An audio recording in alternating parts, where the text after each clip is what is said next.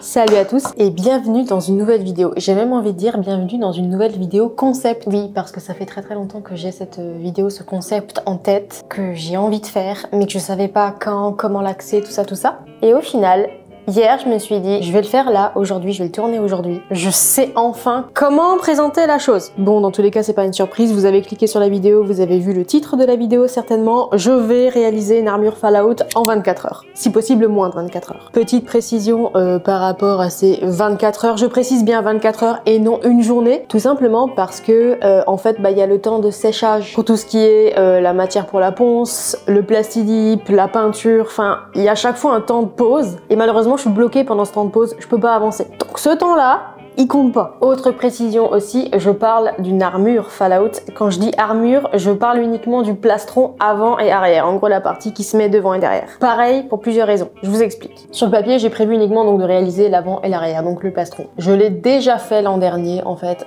j'avais suivi pareil un tuto avec des patterns, tout ça, pour faire l'armure. Donc j'avais le devant, le derrière, j'avais les épaulettes aussi. Là sur le papier aujourd'hui, j'ai pas prévu de refaire les épaulettes tout simplement parce que tout ça là, tous ces costumes que je fais depuis un an, faut que je les ramène en France. Et plus j'en ai, plus ça devient compliqué. En l'occurrence, le plastron, il est plat, à l'avant et l'arrière. Enfin, il est relativement plat. Donc je peux facilement le caser quelque part, genre à l'intérieur de ça, là.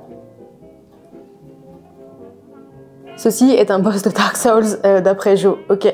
La première fois que je l'ai assemblé, que je l'ai mis sur le mannequin, Joe, il a dit on a un boss de Dark Souls dans le salon. Ce n'est bien évidemment pas un boss de Dark Souls, hein, on est bien d'accord. Mais bref, du coup, je suis un petit peu limitée en place et tous ces costumes-là, je vais devoir les ramener, donc j'essaie de limiter et de pas faire trop. En plus de ça, les épaulettes, elles sont arrondies, fragiles, c'est chiant à emmener. Je vous montre celle que j'ai fait l'an dernier. C'est quand même chiant, tu vois. Du coup, ouais, c'est arrondi, c'est fragile, enfin, je les aime pas tant que ça non plus, je vais pas vous mentir. J'avoue, elles sont pas si mal quand même, je les aimais pas trop. Elles, je l'ai foiré, j'ai clairement mis trop de produits pour faire de la rouille. Ça, je l'ai déjà fait l'an dernier. Après, je dis ça se trouve, dans une heure, je vois que je suis en avance, j'ai le temps et je l'ai fait une nouvelle fois. Genre dans la nouvelle armure. Mais sur le papier, c'est pas prévu. Ce que je compte refaire là aujourd'hui, c'est ça. Je l'avais déjà fait une première fois et fait rouille. Je l'aime bien, mais il match pas tant que ça en fait avec le costume actuel. En plus de ça, mon Pip-Boy qui est juste là, il est vert kaki, vert foncé. D'ailleurs, c'est la couleur que je vais utiliser pour le refaire. Autre point, je me suis mis une contrainte. Je me suis dit hier que ce que j'allais faire aujourd'hui, j'allais uniquement le faire avec tous les matériaux que j'ai déjà ici sur place. Donc j'ai rien acheté de plus. Depuis que je suis arrivée au Canada, j'ai quand même crafté déjà quelques costumes et du coup j'ai accumulé pas mal de matos et j'ai pas mal de matos qui me restent. Je pars dans quelques mois, je retourne en France. Donc l'idée que je me suis dit, je vais utiliser tout ce qui me reste pour faire et je veux rien acheter de plus. Sur le papier, normalement, je devrais avoir des petits, comme des petits boulons ou je sais pas quoi pour mettre dans l'armure. Je ne les ai pas, donc je vais essayer d'innover avec ce que j'ai pour faire quelque chose de quand même un petit peu sympa dans le peu de temps que j'ai et avec le matériel qui me reste. Parce que littéralement aussi, je me suis rendu compte hier, j'ai fait un peu de tri, qu'il me restait mais tellement de foam. Parce que du coup, pour lui, là, pour le monsieur juste là, j'ai dû acheter énormément de rouleaux de foam pour faire des gouttes, tout simplement pour former une boule en fait. Sauf que du coup, il me reste énormément de chutes. Tout ça, c'est ce qui me reste pour crafter. Bref, je parle beaucoup trop, on va se mettre au boulot là maintenant, parce que sinon mes 24 heures vont pas être respectées. On va mettre un chronomètre, et puis on va essayer de respecter ça. Bien évidemment, je le mettrai en pause dès que je passerai à la peinture. Enfin, dès que ça doit sécher. Évidemment, j'ai tout simplement tous les patterns que j'ai gardés bien au chaud. On a le derrière, le derrière, le derrière. L'avantage, comme j'ai déjà fait une fois, ça devrait être assez rapide au niveau des coupes et de la colle. Ok, I need that. Alors j'ai deux. Ça c'est le dos. On va mettre ça là. L'avantage c'est que du coup j'ai mon modèle déjà fait. Je ne vais pas me baser dessus. Et il me manque un bout là.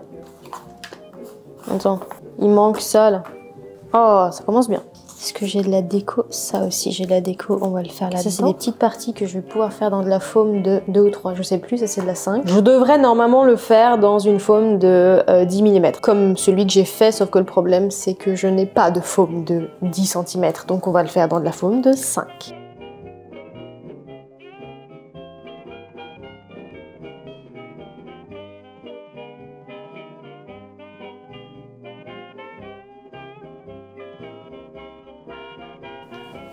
On peut passer à la découpe. Il me faut un cutter, un deuxième cutter. Je vais vous baisser, comme ça vous allez un peu mieux voir ce que je fais.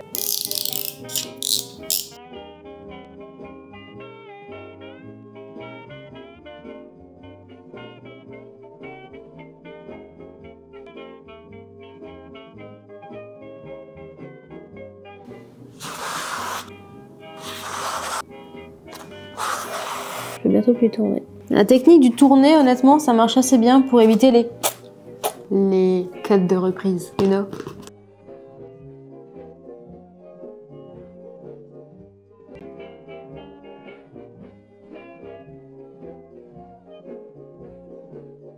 Toutes mes pièces sont coupées. Du coup, maintenant, ce que je vais faire, je vais essayer de poncer au max un petit peu tout ce qu'il y a autour, les coins, parce que c'est jamais vraiment très propre, les coins. Bon, on va poncer tout ça, et une fois que tout est bien propre, on va tout coller.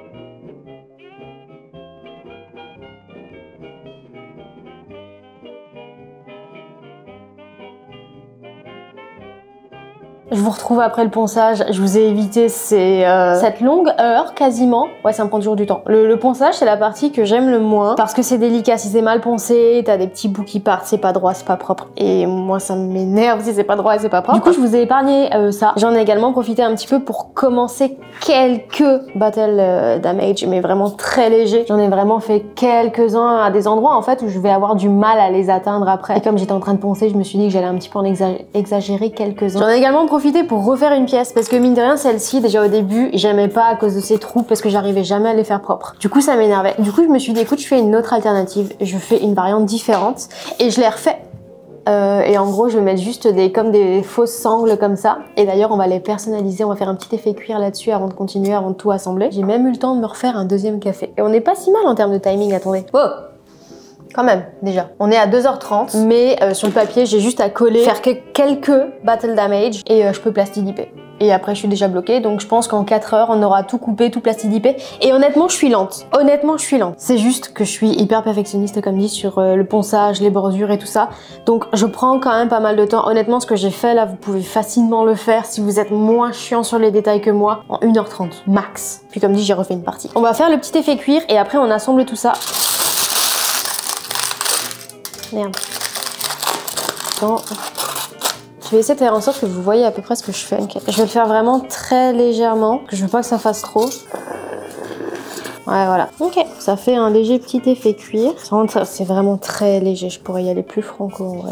Il y a un côté qui est toujours mieux réussi que l'autre. Hein. C'est toujours comme ça. C'est toujours comme ça. Je sais pas pourquoi. Bon, ça me fait déjà un petit truc un peu sympa. C'est vraiment très léger. Hein. Ouais, là on voit. Ça vous donne un peu une idée. Maintenant que ça c'est fait, alors pour la petite histoire, cette colle de contact, je l'ai achetée l'an dernier quand on est venu, doit me rester ça. Quasiment vide. Elle m'aura fait tous les costumes que j'ai fait. Soit Wanda, Cléa, le premier de Fallout. La boule, entièrement toutes les parties, même les petites boules qui là sont collées à la colle de contact parce que je voulais être certaine que ça ne bouge pas. Moi j'ai de mauvais souvenirs avec la super glue. Hein. Chaque fois que j'utilisais de la super glue pour des pièces comme ça, au bout d'un moment, ça arrachait la mousse en dessous. Au bout d'un moment. Alors que la colle de contact, au moins, ça bouge pas, ça reste flexible, ça va pas arracher la mousse comme la glu. Donc, je l'ai vraiment bien poncé et je vais l'utiliser jusqu'à la fin parce que du coup, je vais encore l'utiliser pour ce plastron-là. Investissement on point. On va remettre le petit masque qui est vraiment pas adapté. D'ailleurs, je vous invite à acheter un vrai masque, pas comme moi. Et comme j'ai dit que j'achetais rien pour faire ce costume, que je reprends uniquement ce que j'ai, je prends uniquement ce que j'ai. Et c'est parti. Alors moi, ce que je fais généralement, je la sors et je la mets là.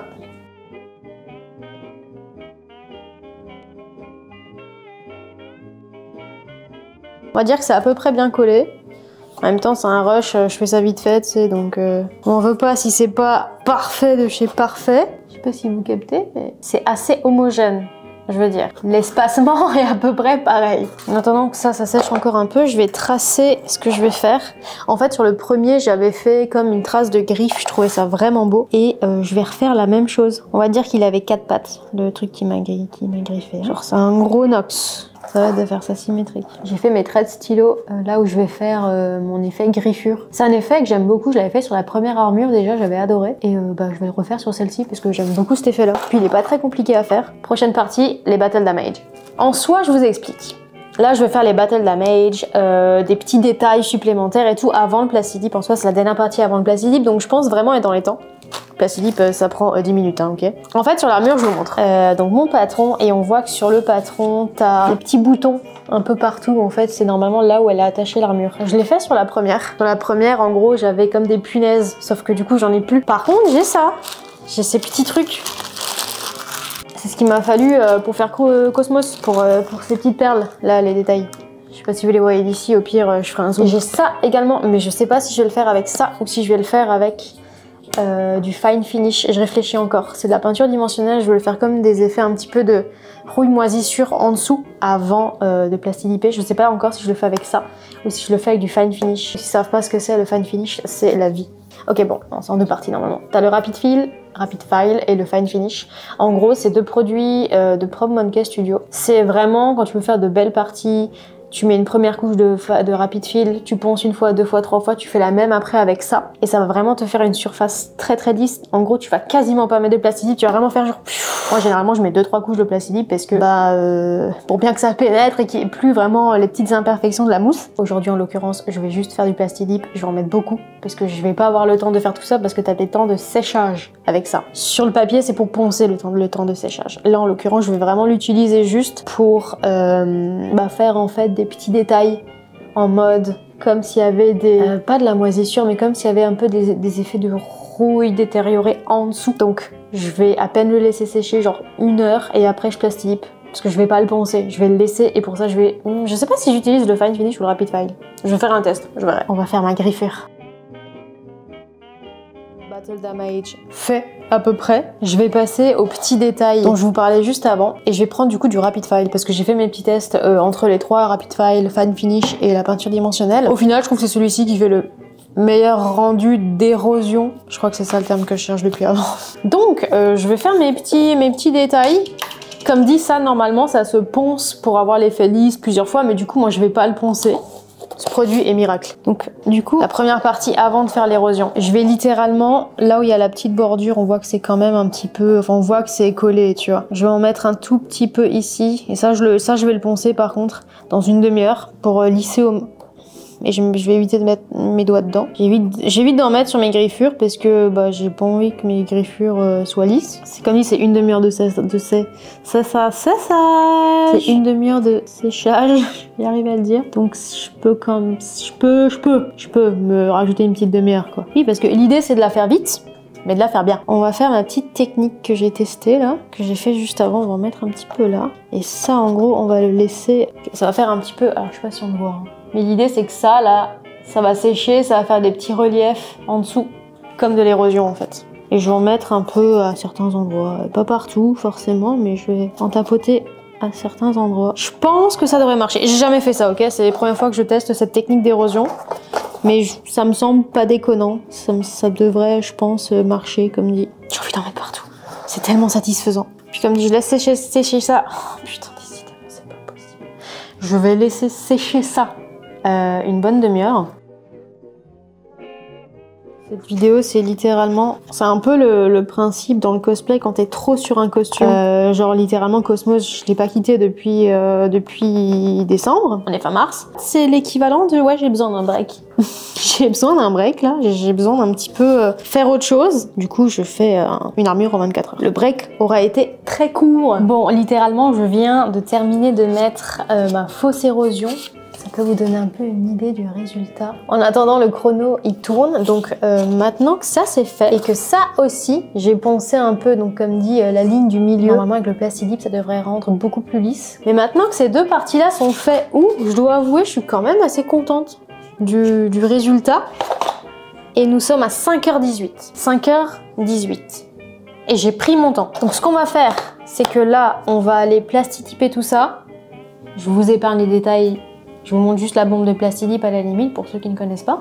La petite bombe de plastidip, Amazon c'est ton ami, au moins tu l'as en 2 jours ouvrés, c'est parfait. J'en ai commandé plein parce que j'ai toute la boule à plastidiper. Donc ça tombe bien, les synchros, je vais pouvoir l'ouvrir, je vais pouvoir plastidiper tout ça. On va laisser reposer. Peut-être que ce soir je vais faire la couche, mais je suis pas sûre, peut-être qu'on sort, donc du coup je vais pas avoir le temps de le faire aujourd'hui. Mais dans tous les cas, demain matin, on se retrouve pour continuer tout simplement ce petit craft improvisé qui commence quand même à avoir de la gueule, hein, mine de rien. Je vais aller plastidiper ça et nous on se retrouve pour la peinture.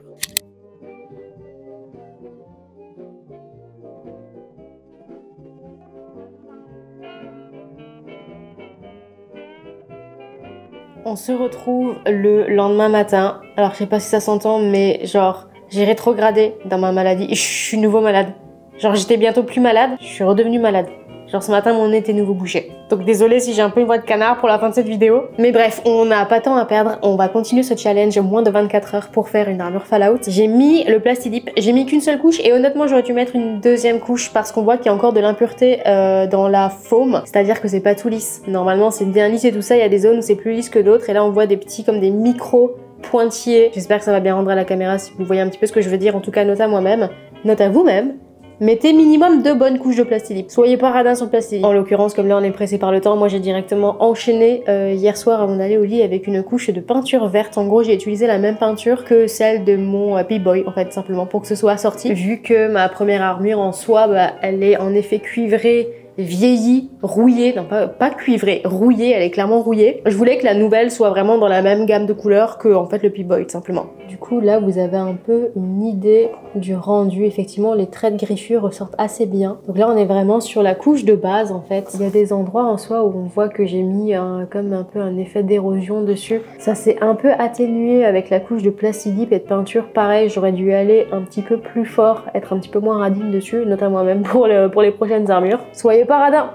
Je crois que sur celle-ci, ouais, sur celle-ci, il y a une partie où ça se voit. J'étais un peu vraiment paradine dessus. Là, on le voit en gros sur la pointe qui a vraiment le petit effet d'érosion qui, lui, par contre, a bien fonctionné. J'en ai mis un peu plus là-dessus. On a nos 2 parties du plastron avant et arrière. Donc, l'idée maintenant, c'est de rajouter des détails de peinture pour un petit peu customiser tout ça, pour rendre ça un petit peu plus réel. Concernant le chronomètre, on va arrondir à 6 heures entre mes allers-retours Plastidip, couche de peinture et tout ça. Et je vais relancer le chrono. Comme ça, on saura combien de temps ça va nous prendre finalement pour personnaliser un petit peu l'armure. Là, j'ai un dessin d'étoile à terminer parce que normalement, il y a une petite étoile sur le devant. Et je vais essayer de faire comme une pochette pour faire en fait comme un effet de vieille étoile à moitié effacée avec le temps.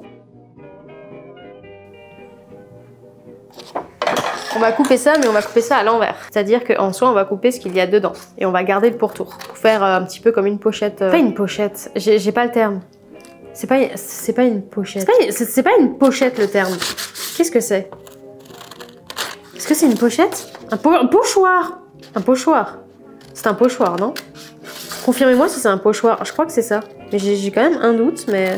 Bref, je suis en train de faire mon pochoir là. Ceux qui se demandent comment j'ai fait pour faire une étoile parfaite, j'ai juste ouvert une étoile sur l'écran de mon ordinateur et je l'ai décalqué. Voilà, ça prend 10 secondes. Parce que dessiner une étoile à la main, merci, mais non merci. Voilà, ça file bien, c'est plutôt pas mal. Première étape, je vais mettre du noir un petit peu partout pour salir en fait le plus possible l'armure parce que là elle est trop propre. Il y a des battle damage partout, mais genre l'armure est propre. Tu vois qu'il y a un problème. Donc on va commencer par salir tout ça.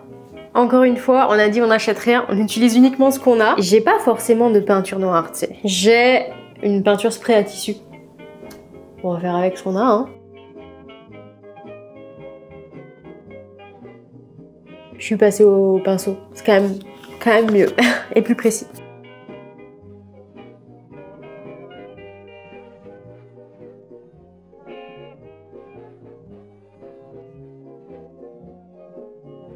On a l'effet vieilli du coup sur la partie du dos. Je vais directement m'attaquer avec la partie de devant. Alors oui, on fait avec les moyens du bord. Même pour la light, ok, je fais avec les moyens du bord. J'essaie de vous montrer, mais je vous montrerai un petit peu mieux à plat après. Pas si pire hein, pour de la peinture à tissu qui n'a littéralement rien à faire sur ce type de matériaux. Ça sort pas si mal hein. Quand même vous montrer un avant-après, sachant que j'avais déjà commencé cette partie aussi pour faire des tests. On continue.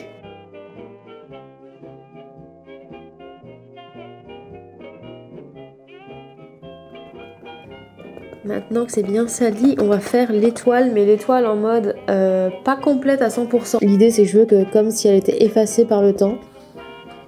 Dernière étape, on va faire les petits effets métal, c'est-à-dire qu'on va prendre un pinceau sec, style brush, et qu'on va prendre la peinture métallisée, donc la même que j'ai utilisée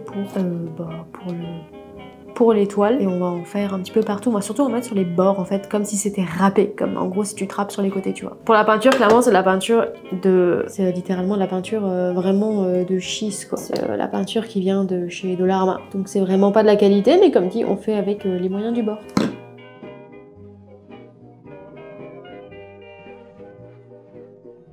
Pour les effets de relief sur l'érosion, vraiment je passe très légèrement et pas avec le pinceau plein, avec le pinceau qui a séché à moitié. Et pour terminer, un petit coup de brush, mais vraiment très léger en mode comme s'il y avait des raflures Je vais nettoyer le plan de travail et je vous retrouve pour débriefer et montrer un petit peu le résultat. Et je vais mettre aussi le chrono en pause. On est actuellement à 6h58, on est à 7h. 7h. Et allez, on va rajouter une bonne trentaine de minutes pour les fois où j'ai dû mettre les grosses couches de Plastidip et de peinture verte. Et honnêtement, c'est beaucoup. Mais on est sur moins de 8 heures pour une création quasi complète d'un plastron de Fallout, d'une armure de Fallout. Franchement, assez contente du résultat parce que vraiment, j'ai pas du tout fait avec les bons matériaux. Je l'ai fait, mais genre vite. Sur le papier, j'ai essayé de le faire le plus vite possible. On est honnêtement sur un résultat qui est vraiment pas si mal. Mais honnêtement, je suis assez contente du résultat en peu de temps. En peu de temps, avec clairement pas les bons matériaux qui sont adaptés. Petit rappel, les effets de salissure, je les ai fait avec une peinture à tissu. J'avais du brun et du noir. Je sais même pas pourquoi j'avais ces couleurs-là en fait. Et je les ai fait avec ça. Et c'est pas si mal. Je crois que ça se voit un peu mieux sur lui. Comme dit, normalement, là vous voyez, c'est vraiment très fin. Faudrait vraiment de la foam de 1 cm et pas du 5 mm comme ce que moi j'avais. J'avais malheureusement plus de 1 cm, mais je vais vous montrer en fait par rapport à la toute première que j'ai faite l'année dernière. Lui c'est pareil. Lui c'est moins choquant parce qu'il est plus massif sur le devant. Il est quand même beaucoup plus grand. On est vraiment pas si mal. Là comme dit, les languettes, normalement je devrais les peindre en brun. Sauf que mon brun à tissu c'est tellement fin, ça va pas, ok. Mais de base c'est juste parce que là c'est ouvert. Et vous clipsez votre lanière en cuir, en simili-cuir, en ce que vous voulez, vous la clipsez dedans. Et là vous collez. Comme si c'était un harnais, je sais pas trop comment appeler ça, tu vois. Petite comparaison en termes d'épaisseur. Prenez de la foam de 1 cm. Vraiment, vous voyez que là, le résultat est quand même beaucoup mieux. Là, c'est fin, quoi. C'est vraiment très fin. Mais comme dit, j'avais pas de foam de 1, donc je l'ai tenté avec la foam de 5. Sur l'avant, sur le papier, ça va pas changer grand-chose. En toute honnêteté, je pense que quand je serai rentrée en France, je vais en refaire une dans ce style, dans la bonne épaisseur, avec les bons produits, les bonnes peintures, de la bonne peinture d'acrylique de qualité, et pas un truc à tissu de merde, ou un gris pareil qui, clairement, la qualité de la peinture, je sais pas ce que ça va donner. Sur le dos, je crois que c'est quand même assez flagrant, la différence d'épaisseur. Ça rend mieux, hein, honnêtement, ça rend beaucoup mieux avec un truc plus épais. Les deux ont vraiment un style très différent. Comme dit, celui-ci, j'ai tenté déjà un produit que je connaissais pas du tout. Concernant celui-ci, j'ai utilisé de la... C'est quoi? C'est... Je sais plus, je connais plus la marque. Si je la retrouve, je vous la mettrai en notes ou dans les commentaires. Mais en gros, c'est un produit qui fait effet rouille. Donc en gros, c'est en 3 couches. T'as une première couche orange, t'as une deuxième couche où c'est de la peinture de fer, si je dis pas de bêtises, que tu mets partout. Et enfin, ta troisième couche, c'est un spray activateur de cuivre qui va donner un effet cuivré partout. Sauf que je l'ai utilisé un petit peu en mode à la va-vite, en mode moi je vais en mettre partout. Je pense qu'il fallait pas en mettre partout, mais juste sur certaines zones pour faire l'effet rouille escompté. Mais voilà, écoute, ça donne à peu près une idée. C'est vraiment pas si pire. Je suis assez contente quand même de la première. Mais j'avais quand même envie d'en faire un qui match plus avec mon Pip-Boy. Un peu une plus classique en fait, une vert avec l'étoile et tout ça. J'ai remis bien évidemment la grosse griffure. Il y a ma lampe qui vient de se couper. C'est qu'on arrive tout doucement sur la fin. Pip-Boy qui est trop grand, faut que je le resserre encore un petit peu. On n'est pas si mal. On est vraiment pas si mal. Je suis assez contente. Oui, j'ai pas de lanière en cuir pour les accrocher. Non, vous m'en voulez pas. Mais du coup, ça va rester comme ça. Il est assez fin. Je vais peut-être pouvoir le ramener en France, celui-là. Et si je me rends compte que je ne peux pas le ramener en France, je vais certainement le vendre ici au Québec. Si jamais il y en a qui recherchent une armure Fallout. Je suis vraiment assez contente. Le Pip-Boy, non, par contre, il reste là. Mais au moins, on est assorti, donc c'est quand même mieux, je trouve, d'avoir une peinture qui est assortie. Écoutez, c'est une fin de vidéo et j'espère que ça vous a plu un petit peu ce petit concept. Je pense bien que là, clairement, on va plus toucher les cosplayers que ceux qui me suivent pour les vidéos dégustation food. Mais écoutez, j'avais vraiment très envie de faire ça. Pour ça aussi que j'ai pas changé le nom de ma chaîne. Ça reste Lily Cosplays, ça reste ce que j'adore faire. Donc, écoutez, je suis très contente. Voilà, je suis très contente de ce petit challenge. Pas raté tant que ça. Mais comme dit, encore une fois, c'était... je sais que l'armure, elle est pas parfaite. Hein. Clairement, il y a tellement moyen de faire mieux avec des bons produits. Mais en fait, ce challenge-là, je voulais vraiment le faire pour montrer que, eh ben, avec peu de temps, avec peu de moyens ou juste des trucs de récup, comme dit, si j'ai rien acheté pour la faire, c'est que les trucs que j'avais déjà en stock qui traînaient. Bah, en fait, avec peu de choses, avec des trucs qui traînent, avec la peinture qui est vraiment pas de qualité ou pas adaptée, bah, y a quand même moyen de faire un petit truc vite fait pour dépanner. Si t'as un shooting photo en groupe et que littéralement t'as pas l'armure Fallout et que c'est un thème Fallout, bah, au moins, tu peux faire ça très vite fait. Voilà. N'hésitez pas à me dire dans les commentaires si ça vous plaît ce type de concept, si vous voulez plus d'explications, parce que comme dit, c'est la première fois que je fais ce type de vidéo là. N'hésitez pas à me mettre vos recommandations dans les commentaires, ou si vous avez des idées d'autres cosplays en fait, ou accessoires cosplay à créer en moins de 24 heures et tout ça, genre moi ça va me faire plaisir en fait de tenter, bien évidemment selon les moyens du bord, ce type de concept, voilà. Sur ce, moi je vous souhaite une bonne journée, une bonne soirée et je vous dis à la prochaine pour une prochaine vidéo.